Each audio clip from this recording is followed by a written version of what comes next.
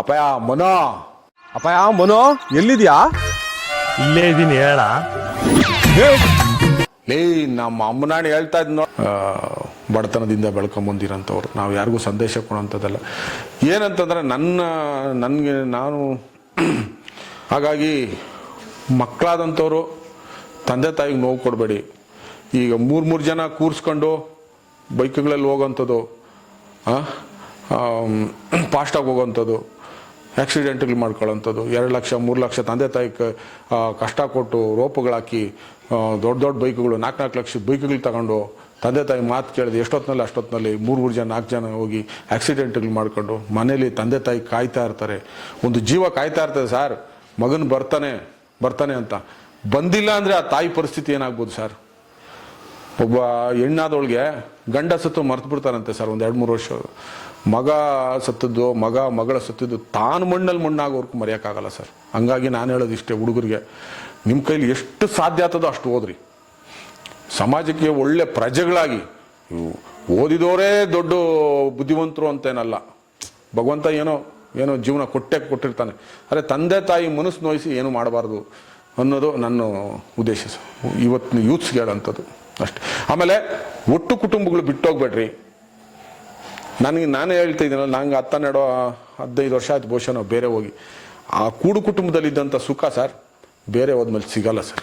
So ಕೂಡು ಕುಟುಂಬಕ್ಕೂ ಮತ್ತೆ divide ಆದ ಕುಟುಂಬಕ್ಕೂ ವ್ಯತ್ಯಾಸ ಏನು ಸರ್? ಅಲ್ಲಿ ಹೆಂಗೆ ಅಂತಂದರೆ, ಈಗ ಒಂದು 4 ಎಕರೆ ಜಮೀನಿತ್ತು ಅಂತಂದ್ರೆ ಒಟ್ಟು ಕುಟುಂಬಕ್ಕೆ ಒಂದು ಒಗ್ಗಟ್ಟಿರ್ತದೆ. ಅವ್ರಿಗೆ 4 ಎಕರೆ ಜಮೀನು ಐತಪ್ಪ, ನಾವು ಎಲ್ಲರೂ ಸೇರಿ ವ್ಯವಸಾಯ ಮಾಡ್ತಾರೆ, ಒಂದು ಒಗ್ಗಟ್ಟಿರ್ತೈತೆ. ನಾವು ಬೇರೆ ಹೋದರೆ 1 ಎಕರೆ ಬಂದು ನಾವು ಬಡವರಾಗ್ಬಿಡ್ತೀವಿ. ಆಮೇಲೆ ಒಂದು ಒಗ್ಗಟ್ಟು ಇರಲ್ಲ ಸರ್. ಈಗ ಒಬ್ಬನಿಗೇನಾರು ಆಯ್ತು ಅಂತಂದರೆ ಆ ಕೂಡು ಕುಟುಂಬದಲ್ಲಿ ಇರ್ತಕ್ಕಂಥವ್ರು ಎಲ್ಲರೂ ಅವ್ನಿಗೇನಾಯ್ತು ನೋಡು ಅಂತ ಒಂದು ಅವ್ರ ಬಗ್ಗೆ ಆಸಕ್ತಿ ತೋರಿಸ್ತಾರೆ, ಪ್ರೀತಿ ತೋರಿಸ್ತಾರೆ. ಬೇರೆ ಹೋದ್ಮೇಲೆ ಅದು ದಿನೇ ದೂರ ಆಗ್ಬಿಡ್ತೈತೆ ಸರ್. ಒಂದು ಬೇರೆ ಅಂತಂದ್ರೆ ಒಂದು ಗೋಡೆ ಅಡ್ಡ ಬಂದರೂ ಸಾಕು ಸರ್, ಆ ಪ್ರೀತಿ ವಿಶ್ವಾಸ ಮಮತೆ ಎಲ್ಲ ಸ್ವಲ್ಪ ದೂರ ಆಗೋಗ್ಬಿಡ್ತೈತೆ ಸರ್. ಅದಕ್ಕೆ ಅದು ಏನು ಬೇರೆ ಹೋಗಿ ಬಂಗಾರ ಇಟ್ಟು ತಿನ್ನೋದೇನಿಲ್ಲ ಸರ್. ಒಟ್ಟಾಗಿದ್ದರೆ ಅದ್ರ ಖುಷಿನೇ ಬೇರೆ ಸರ್. ಬೇರೆ ಹೋಗಿ ಆ ಒತ್ತಡಗಳು ಅದಕ್ಕೆಲ್ಲಕ್ಕಿಂತನೂ ಒಟ್ಟು ಕುಟುಂಬ ಇದ್ರೆ ಹೆಂಗೋ ಒಟ್ಟು ಕುಟುಂಬದ ಇದರಲ್ಲಿ ನಡ್ಕೊಂಡು ಹೋಗ್ತಾ ಇರ್ತದೆ ಸರ್. ಯೂನಿಟಿ ಇರ್ತೈತೆ, ಅದಷ್ಟೇ ನನ್ನ ಉದ್ದೇಶ. ಎಲ್ಲರಿಗೂ ನಮಸ್ಕಾರ. ನಮ್ಮ ಐಡಿಯಾ ನ್ಯೂಸ್ ಚಾನಲ್ ಸಾಮಾಜಿಕ ಕಳಕಳಿ ಇರ್ತಕ್ಕಂಥ ನ್ಯೂಸ್ ಚಾನಲ್ಲು. ಹಾಗಾಗಿ ದಯವಿಟ್ಟು ಈ ನ್ಯೂಸ್ ಚಾನಲ್ ಅನ್ನ ಎಲ್ಲರೂ ಸಬ್ಸ್ಕ್ರೈಬ್ ಮಾಡ್ಕೊಳ್ಳಿ ಪ್ಲೀಸ್.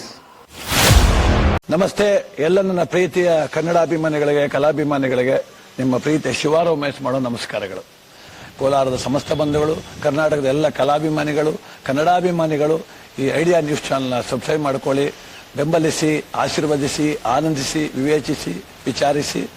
ಐಡಿಯಾ ನ್ಯೂಸ್ ಚಾನಲ್ಗೆ ತಾವೆಲ್ಲರೂ ಕೂಡ ಚಂದರ್ರಾಜ್. ಧನ್ಯವಾದಗಳು. ವೀಕ್ಷಕರೇ, ಇಂತಹ ವಿಡಿಯೋಗಳು ನೋಡಬೇಕಾದ್ರೆ ಐಡಿಯಾ ನ್ಯೂಸ್ ಅನ್ನು ಸಬ್ಸ್ಕ್ರೈಬ್ ಮಾಡಿ, ಶೇರ್ ಮಾಡಿ, ಲೈಕ್ ಮಾಡಿ.